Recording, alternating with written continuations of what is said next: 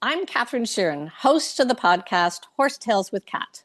My guest today hails from Castlemagner, County Cork, Ireland, but now makes his home in Wellington, Florida, where he operates Sweet Oak Farm with his wife, Ali. Shane Sweetnam was a member of the gold medal team for Ireland at the 2017 European Championships and the silver medal team at the 2023 European Championships. He represented Ireland at both the 2020 Olympics in Tokyo and the 2024 Olympics in Paris. Last year, he brought home more than €1 million in prize money and was runner-up on 15 international podiums.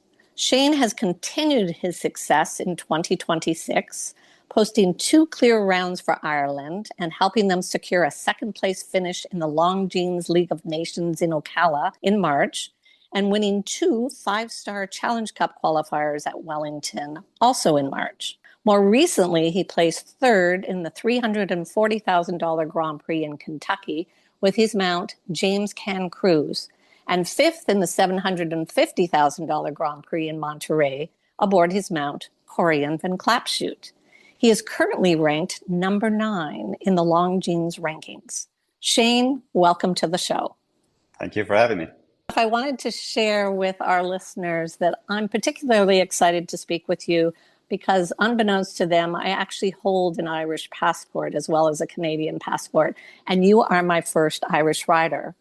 And the other fun fact for me is that the first time I got to see you live was at the Longines League of Nations in Ocala in 2024, where the Irish brought home first place in that particular class. And I remember it vividly because I think it was also the first time that World Equestrian Center in Ocala had the drone show, and they lit up the sky with the Irish flag, and it was quite a production. I'm, as I said, super excited to speak with you. First off, I always love to lead with, how did you come to the sport? Because from what I understand, you come from a very large family like myself. I think, if I'm correct, you're the youngest of 5? Yeah, I'm the youngest of 5. So my parents, they weren't professional, but they lived their whole life around the show jumping and still do. They've come to all the shows that I go to. They're 82 now, and they still travel a lot. I go to Aachen next week and they'll be there. And so the passion and the education when I was very young to get me to the and the work rate as well, because it was them that were driving the truck. We didn't have grooms or anything like that, driving truck, feeding the horses, doing the stables. It was them that was doing it for us, and then also pushing us to keep going. And then actually, because I was the youngest and my older siblings had all been the guinea pigs, so they had learned an awful lot by the time they got to me, so it worked out in my favor. And do your siblings still continue to ride? My oldest brother Bara, he has 2 kids that are professional riders. Both are in Germany at the moment. Jeremy has his own business. And then Abby Sweetnam is working for Bertram Allen. And then a couple of others kids, Holly and Ellen. And Ryan also is working for, he's younger, he's working for Rennie Tebel in Germany. And then Holly and Ellen are involved in the sport in media side. Who am I forgetting? But anyway, all of these kids are sort of involved with it. And then Brian's kids all rode. They live in London, so in the city. So they're sort of moving on from it now, but they've ridden always to amateur level. And my sister's kids, also Kira, and their kids all rode, but they're all sort of in working now, getting older. But Liam is evolved. He lives near where my parents do, and he does the young horses there a little bit when he has time, but definitely very involved. So yeah, so they're all knocking around the sport as well. So it hasn't left them anyway. And at what point did you feel like, this is my passion, I'm really destined to make this my path? Yeah, so I'm not sure. I was always, a thing that I was doing since I was 7, was competing, honestly, professionally, and it was never really crossed my mind till I was 21 or 22, and I was in college at that point. But I was competing in Ireland at the Grand Prix level at that point. When I was in ponies, I had competed at the European Championships and we'd won a medal. And then in juniors, I competed at the European Championships. And then, even though I was in school and in college, I was competing at the Grand Prix level in Ireland. So I wasn't too bad at it. And, I always felt back then it was definitely, it's still hard to make a really good living, but there is a lot of opportunities in the sport now in different ways. And back then it was a risky decision to go into professionally. So I was always, and my parents also were guiding me along the way that probably wasn't the easiest decision. And then after college, I said, I'd like to go to Holland for a year and improve my riding and the basics and everything like that. And I went to Rule of Brill, and still not with the intention of going at it full time, but also just, I was obviously riding all the time. I just wanted to be better. And then I got an opportunity to come to America. And at that stage, I was to come for circuit. And then even after I had plans to come home and then look at different maybe fields and be able to, whether that was, I did IT, but I knew that you do a year's work experience when you're doing in college in your third year. And I knew that an office wasn't for me every day, but I'd still finish my degree. And around then it was like, okay, if I did go at horses, what are the opportunities? And then, like I said, then I went to Holland and then I came to America. And then when I came to America, I realized I saw in Wellington what opportunities there could be, and not on the riding side, more of, whether that was trainer, dealing or managing or whatever. You could see the potential, and definitely America's land of opportunity and still is the land of opportunity a bit with that. So I saw that there was options that, I could make a healthy living doing what I loved, because obviously it was my passion. So that threw me definitely that direction. And then I think riding, competing at the highest level, those dreams came later, it wasn't really my intention at the start. It was more that being able to make a good living doing what I loved. So, and then the rest a little bit turns to history. That's, I was lucky enough to have good opportunities in America along the way. Who were your first trainers in America when you came over in your 20s? Did you come to work specifically for someone?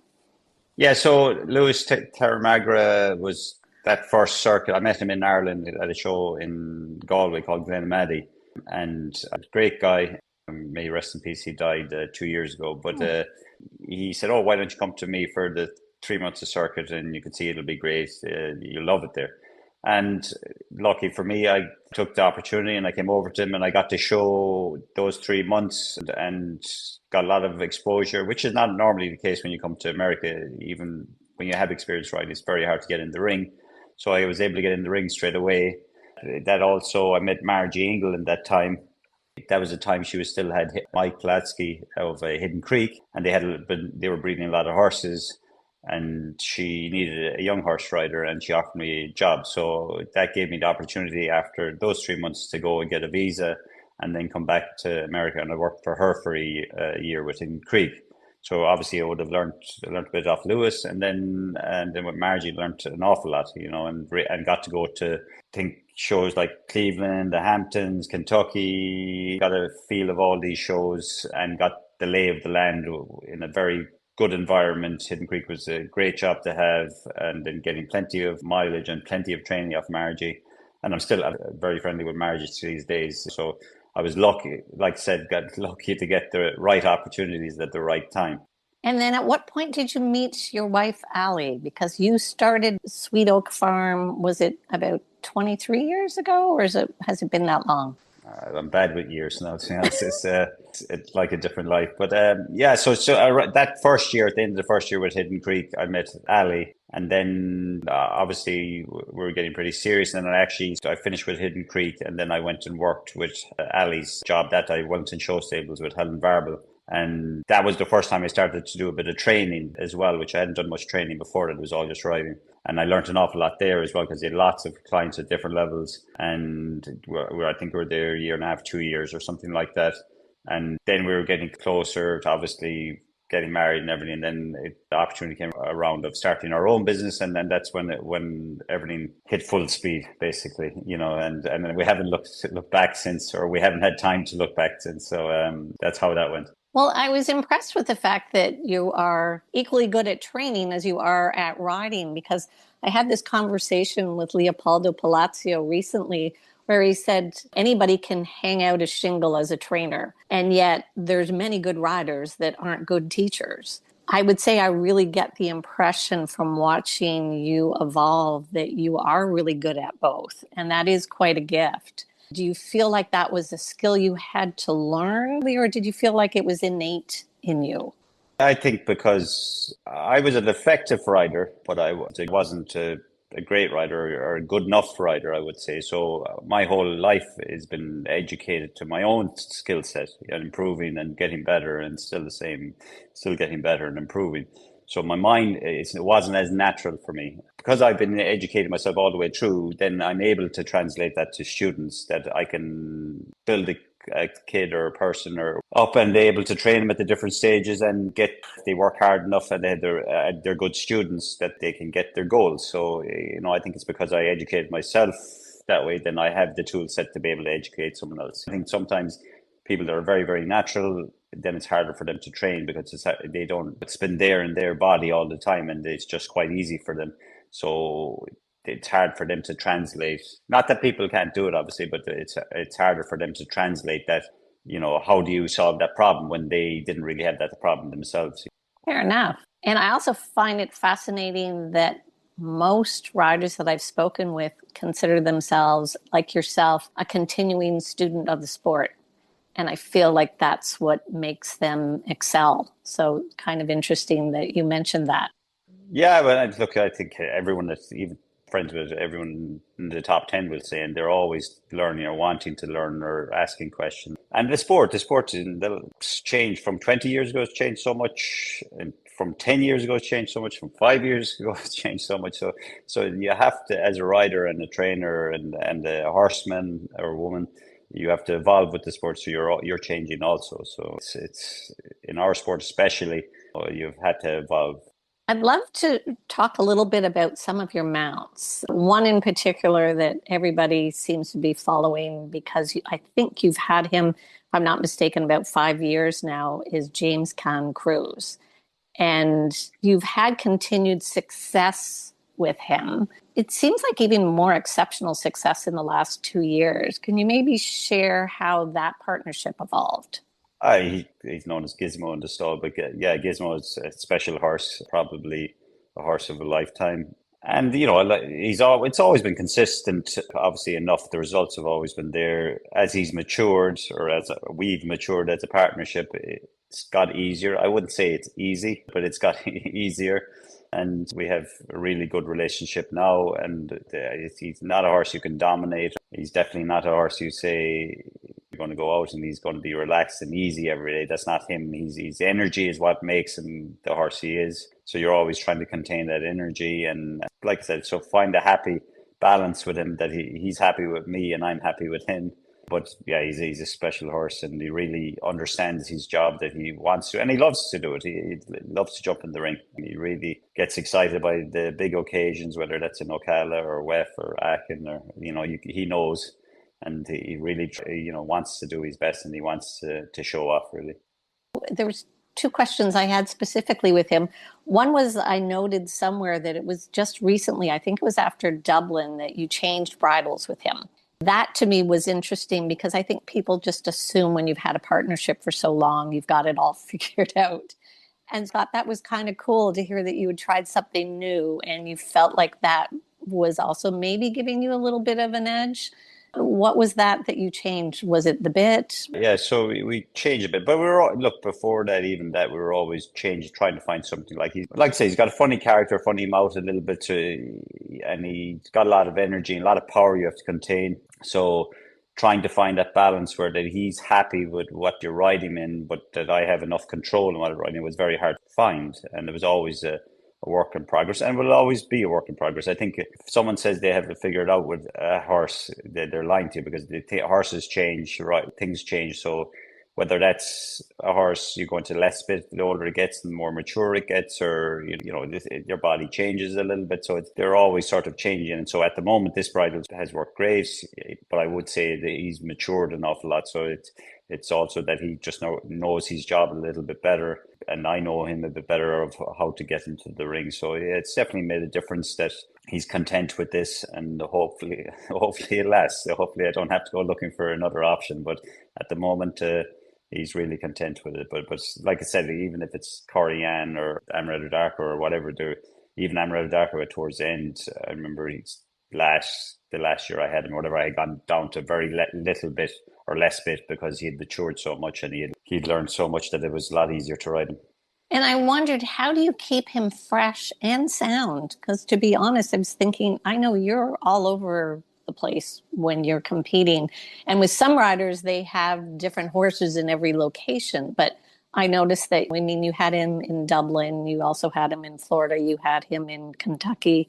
Did you also have him in Monterey? He was not in Monterey. Okay. No. How do you keep them fresh and sound? Because that's something I haven't really asked a lot of riders about. And I'm always curious when they're competing as much as he has and continuing to be very successful at that level. What's the secret?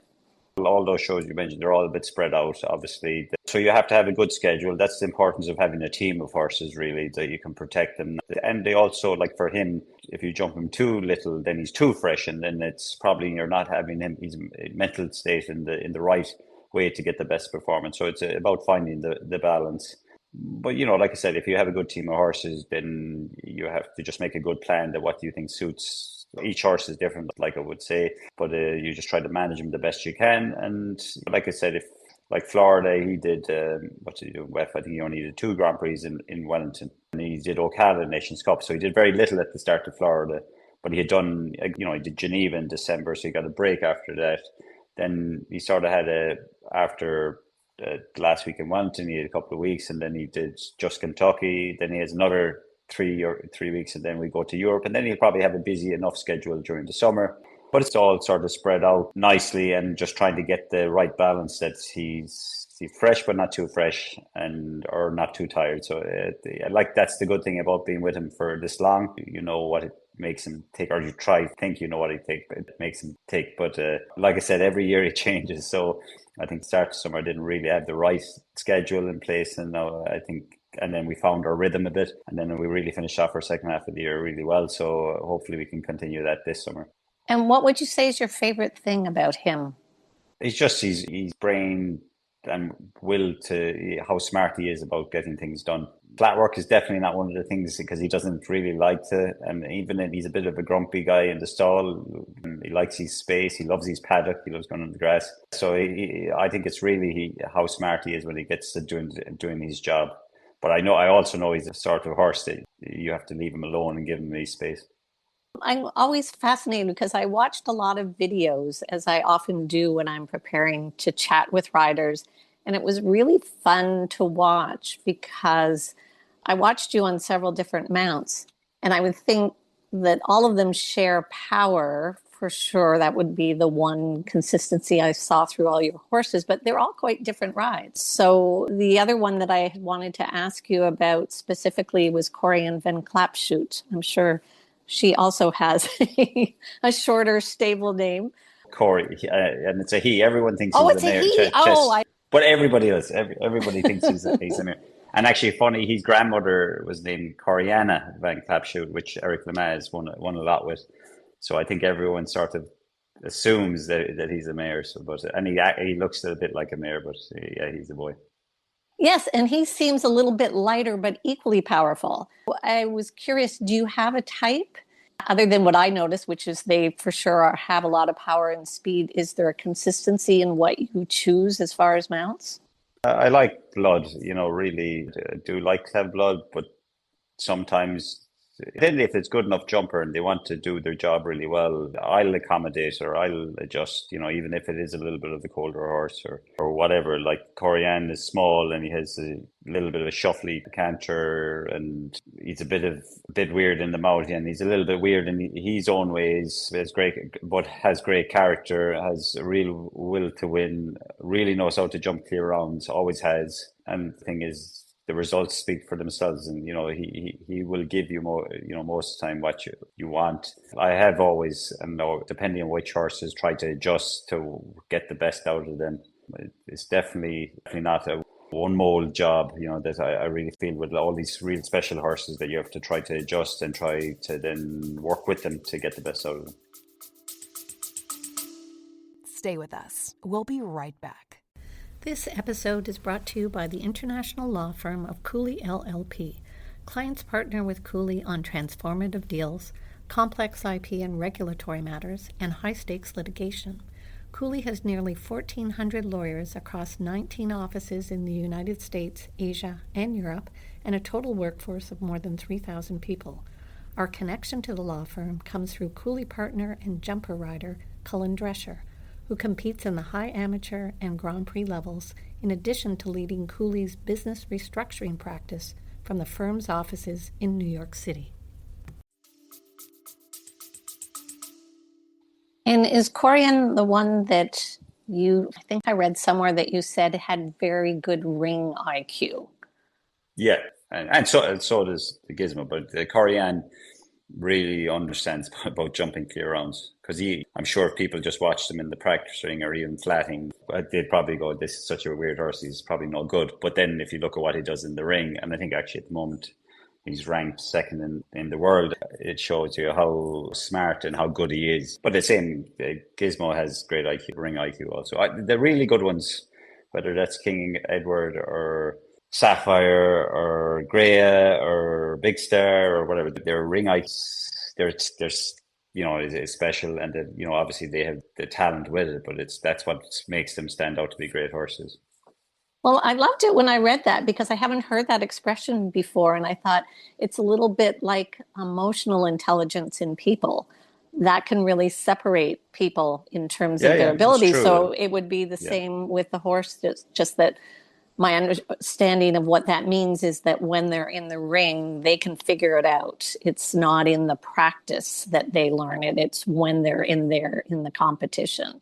That's the same for a horse, but it's also the same for a ride. And think you're going to ride one way and do it this way, and you walk all the courses and everything like that. But at the end of the day, you're in a moment in the ring, and the timing is everything. It's the same with the horse, the same with the rider, and that makes the difference of being good or bad in those moments. So it's definitely a massive thing with horses when they can figure out a lot of things by themselves.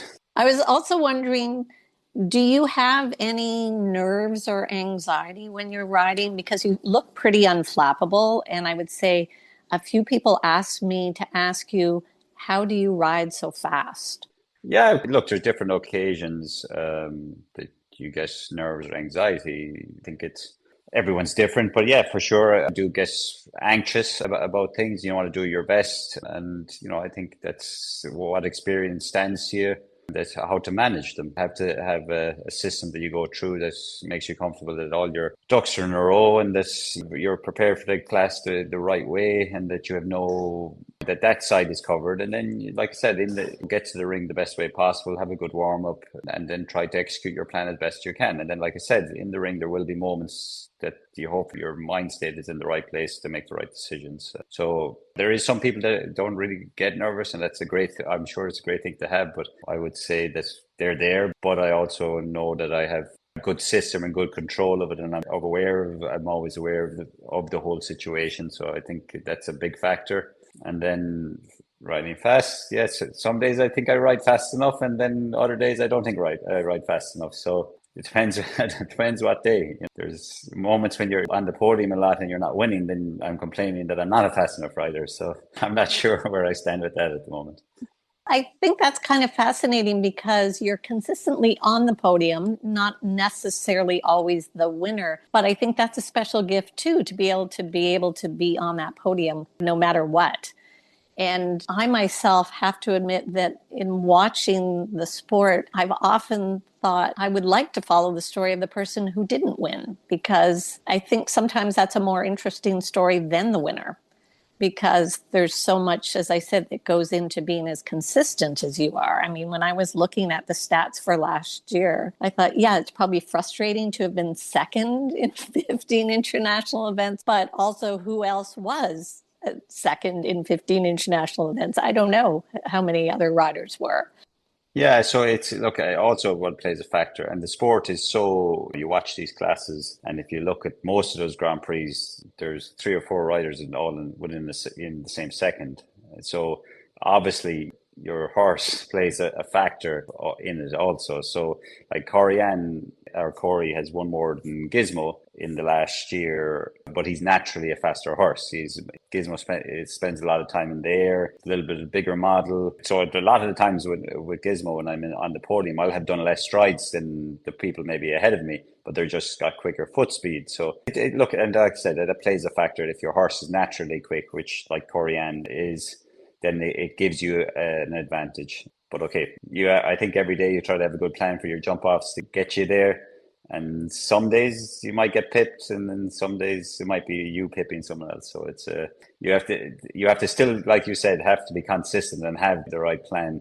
You can't be other thing you can't be doing is okay, I really have to win today and nearly flip the horse over. That's also not smart. So you just, like I said, if you're lucky enough it's your day, then it's worth it. But yeah, it definitely helps if you have naturally a fast horse. And I imagine you have great trust between you and your mounts. That's something that I would say I thought I saw in your ride as well. And that was backed up a little bit by, I believe it was maybe on your Facebook page that you wrote. And I thought this was just very telling of your personality. It said, patience, timing, and trust. The horse teaches it all if you're willing to listen. Is that something you feel like you were raised with, or have you figured that out just as a rider? Well, I think the horses tell you if you're doing it this long and you're looking to be at the top of the sport. For me, I have to really trust the horse that they are really up to the job and feel comfortable doing the job. And like I said, they'll tell you that if they're ready for the next level or they are at that level, they'll tell you. And like I said, at the end of the day, results speak for themselves. But even when you have a round, I've had rounds like with whatever, and they'd have one down, but really unlucky one down, and you come out and you go, wow, that felt really good. Those rounds play a big part in the success that comes later. Where if you come out and you have maybe one down, but it really felt I was on the line of it not being comfortable, then you say, okay, we're not ready for the next step. So you have to, and maybe the horse is never ready for the next step, and you have to know that where the level is at. A great horse can be a great horse at 145, and you have to know that, and not to wreck them from being a great horse at 145 by trying to do 150, or a great 150 horse. They're not trying to him to be a 5-star horse. So, and that's experience. Obviously, as you're growing along in the sport, you've made mistakes, and I'm sure we'll still make mistakes trying to get to where you want to get to. But I think that's a big part of this stage of my life now anyway, is that having the right horse at the right place at the right time, and that they're comfortable, not that they're over their head a bit or not comfortable. The same, because they translate to the rider. The rider knows as well, and you're talking about nerves, then you're definitely going to have more nerves. So it's feeling like you're in the right place at the right time. And I think that's a lovely sentiment that you've shared, because I feel like there is a lot of pressure on riders today to move up to that next level, just from a business perspective. I admire that you are really in tune with that, with your horses, because sometimes that means, like you say, having to take a step back. Is there any mount that you've had that surprised you in the past, that you had not expected to get to that higher level and that rose to the occasion? There's been a few, but I think it was very obvious with Gizmo as a young horse, the talent, and the power and everything. I think anyone could see that. I think as I got him at the end of 8-year-old, he was already sort of semi-famous in Ireland, and then as a 9-year-old, as soon as we started jumping big classes, then everyone, this is a great horse. So it's pretty obvious. But then you've had horses like, say, just recent times, like Corianne, when I was jumping in 140s, 145s, everyone's like, oh, he's a lovely horse. But now we're 2 years on, and what he's doing, and then I'm sure 90% of the people, maybe 100% of the people would have said that he's not going to be that. Did I know back then he was going to be that? No. Did I really like the horse? Did I really like working with him? Yes, I did. And I always felt there was something in the tank, but where the tank finishes, who knows? And it was similar with Cumbella, and it was similar with Out of the Blue that went to Katie. Yeah, there's been lots of horses like that that have really shown me or educated me, that being patient with them or giving them time. Like Kumbala, the same. The first year I had her, I really didn't push her. I really didn't push her. She was always very talented. She always jumped clear rounds. But I waited till I felt the next step, and then I did the next step. She did that really well. Then I did the next step, and she did that really well. And like I said, they showed you that, okay, we can do it. And they grew in confidence, so they always felt they could do it. Corian, probably in a different way, he went quite quick. But also, I never went, it was more rideability with Corian, but I never went over the top like last year with him. So he always was in his comfort zone, and now he's gone to the next level again, and he's still in a comfort zone. So, like I said, I think the horses will. And this is, like I said, now I'm at a different stage in my career. When you're younger, you're trying to get to targets. You're trying to get to the games. You're trying to get to the Olympics. You're trying to get to the 5-star Grand Prix. So you're always forcing the issue. And sometimes they're the right decisions. And the only way these younger riders do learn is by experience. So, as I said, I'm at a stage now that you could sort of see it coming beforehand. And that doesn't mean you always get it right, but I do try to have it that the horses are definitely in the right place, right time, right state of mind, the right experience to make that next steps. Yeah, but so horses pride, yeah, they all, the ones that go on and do the big things all surprise me. But and in recent times, definitely Corian keeps surprising me. So hopefully it can keep doing that. I wondered simply because I recently spoke with Eric Lamaze, and he said when he tried Nika, he knew that she was special, even though people on the ground didn't think she was special at all. But he didn't realize she was going to be quite as spectacular as she's turned out to be. So I just wondered if you'd had any horses like that. Horses, the reality, even say with Gizmo, at a young age, it's very obvious to people that how he's going to think. But maybe he gets a bad scare when he's 10 or something in some class, then his belief goes away. Then the horses deteriorate. Like people, the horse's confidence score, a person's confidence score, they deteriorate. So it's even for the talented ones that are obvious, it's still very important that their confidence stay, that it's comfortable for them. So, and that's where the good riders that are in the top all the time, they're good at managing their horses, that they have the right confidence and that they do keep managing them, that they can get the best out of them. There's so many riders that do it different ways like that, and they're great. You can go. There's 50 riders if you go through the top 100 or 200 or whatever, and they're brilliant at it, and they just understand it. I also wanted to talk about a couple of your newer mounts. If I'm not mistaken, if I have the names correct, you have Regina VD Bishop. That's a newer mount for you? No, or is it Pagina? She's known as Piggy in the stall. Oh, I love that. And then you also have Pia Maria and Bala H. At the moment, I have a good team. So Rural Juror, who jumped the Nations Cup in Wellington, he's only 9. And actually, Spy Coast bred him, Lisa Laurie. And I've had him since he was 7. And he's very talented. He still has to get stronger, but he's out of Durley Chin, the Muse, which is Eric Lamaze rode at the London Olympics. And he's brother to Killer Queen that Daniel Deusser rode. And I think he's definitely a top horse for the future. He's already done a 5-star very well, but he's still young and weak, so he still needs time. And then Pegina, she had a little injury last year, but she's been going really strong this year. And each show, I think we're getting better and better. So it'll be interesting to see where she's at come the second half of the year. She's very talented, and she's definitely a fighting character and has a good, as I say, good ring IQ. So, but it'll be interesting to see the second half of the year. And then Priya Maria is a horse I bought with the Gilbertsons in January. A Mexican rider had him in Florida, and she jumped a couple of bigger classes. But I think it's going to be interesting to see how she does. She's going to Europe for the summer, and she'll show in Aachen in 2 weeks. And she's really a talented mare, so it's going to be interesting to see how she steps into that level. So I'm lucky at the moment that I have choices, which I didn't probably have the same choices this time last year. So it's great for the older horses that I have, because they'll have a team around them. It makes their lives a bit easier. And how does it work with finding horses? Do you have people just coming to you with mounts and suggesting that they think it might be a good fit, or do you have a breeder you like to deal with? I've always wondered that.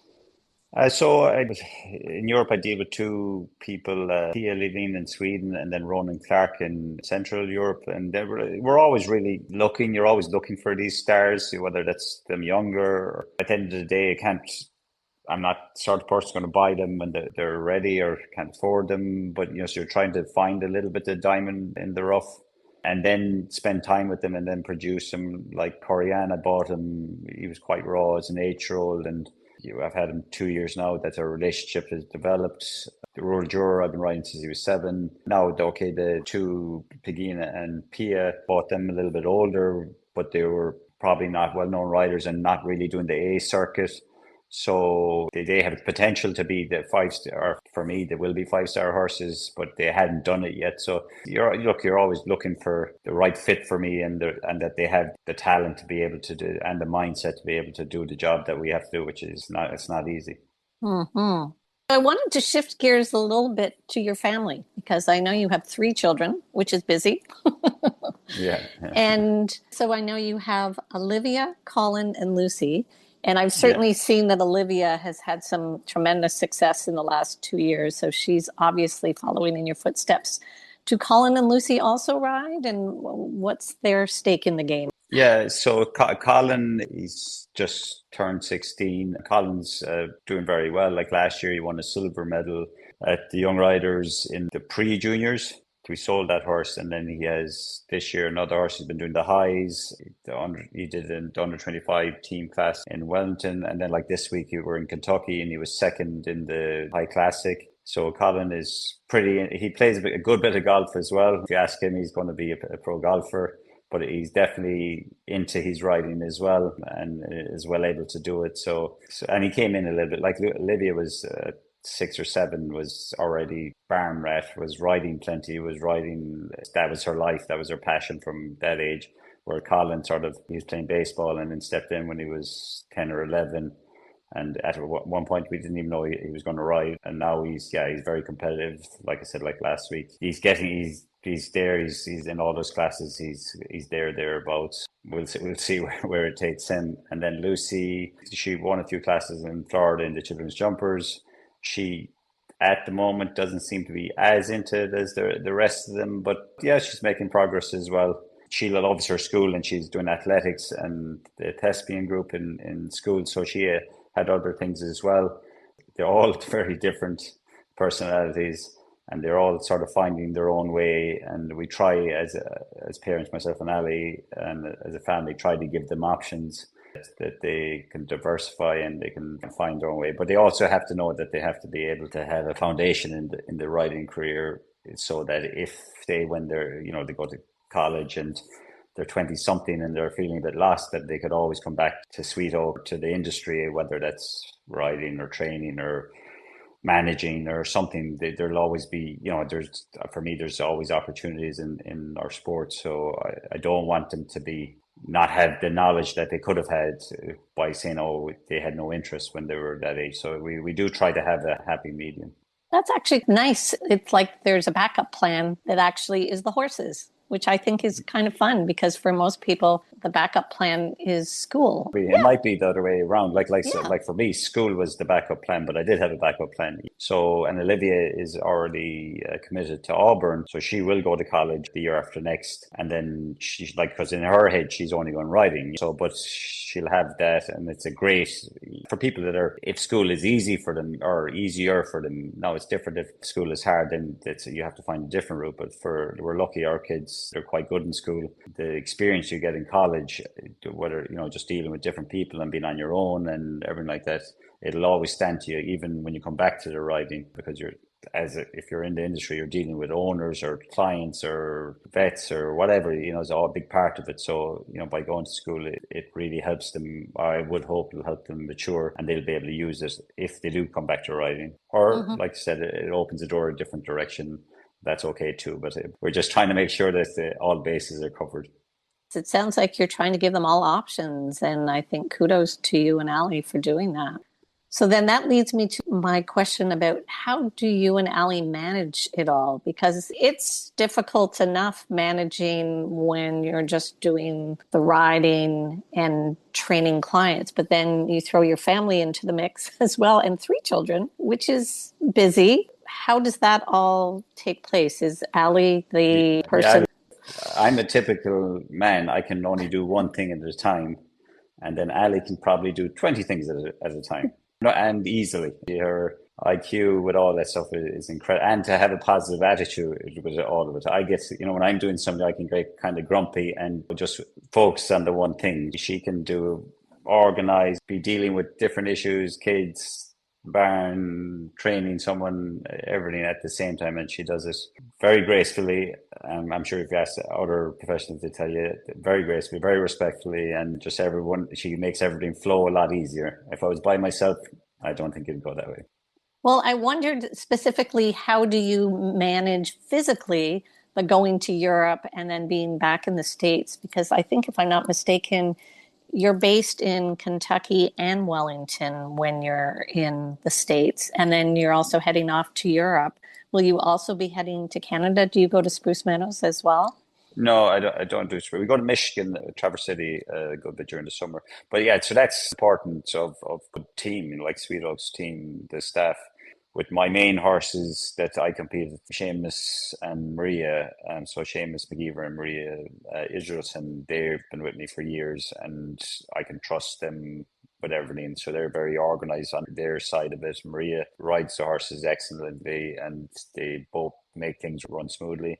And then with the business side of it, we have Mikey Hughes, and we have Paddy McNamara, Danny Art, and then we have Skylar Gowney and Maeve O'Sullivan. And there's a list a mile long of people that make every side of it work and makes it be easier. And that's how having a great team makes things easier for me and for Ellie. I'd like to finish with, what are the goals immediately on the horizon? Are you already thinking about the Olympics? Where's your head at as far as what you'd like to see happen for you personally as a rider? I think if you asked me this question 2 years ago, I'd probably tell you all these goals, so far ahead. Now I'm at the point I'm just really sort of thinking of now and this year. So, and then we'll get on to next year when we get through this year, in my opinion. So am I thinking next Olympics? Obviously, it's always in the back of the bigger picture, but I'm not really thinking about the next Olympics. Firstly, I'm thinking about the WEG that's coming up at the end of the summer. And that's if Gizmo can be in the best shape possible to get to the WEG, firstly get selected, and that he is in the shape that he needs to be. But between now and then, I'm back in 2 weeks. I really would love to have a good crack at that. I have that group of horses we just talked about is probably as strong a group of horses I've ever had. So, and they're, like I said, it's going to be interesting with some of them, how they step up. And that's nearly, at this point of my career, is nearly the fun part, is these horses stepping up and surprising you and showing you what they can do. Like I said, they have these ones, they have the potential, but let's see, can they do it? And I'm obviously very result based. I want to win, but it is also an extra thrill when it's one of these ones, and then they're surprising you, or they're doing it for the first time and getting the job done. So it's exciting time for me, that side of it, and I hope I can keep it going that direction. But I think the WEG obviously is the big target for the summer, and the rest of it, hopefully we can enjoy that too. And is it Gizmo going to Aachen, or is it Gizmo and Corian? So you get to take 3. So Gizmo and Corian and the Pia Maria. Lovely. You get 3 shots. I love it. Well, you don't get 3 shots at the Grand Prix, but it's great. It's a special show, and so it's whatever class you're doing there, it feels special. So I have a good group of horses going, and it'll be, like I said, an interesting week. Like last year, Corian was second in a very good class there. Gizmo was double clear in Nations Cup there. It's Pia Maria's first time in a sort of a venue like that. So it's in all different ways. There's different targets for that week. So it'll be interesting to see how it pans out. And as I said, if they fulfill their potential, then you'll have a great week. And then if not, then you'll learn something from the week. So it's exciting. Well, I'm going to have my fingers crossed that you're on the podium yet again with one of those mounts at Aachen. Hopefully, yeah. So I'd really love to thank you so much for spending some time with me and the listeners today. It's really appreciated. And certainly I've learned a lot from you. It's been a pleasure and wishing you continued success. Well, thank you so much. Thanks for having me. It was a pleasure. If you'd like to learn more about upcoming episodes and guests, please feel free to follow us on Instagram and Facebook at Horsetails with Kat. And a big shout out to the listeners in Virginia and Toronto.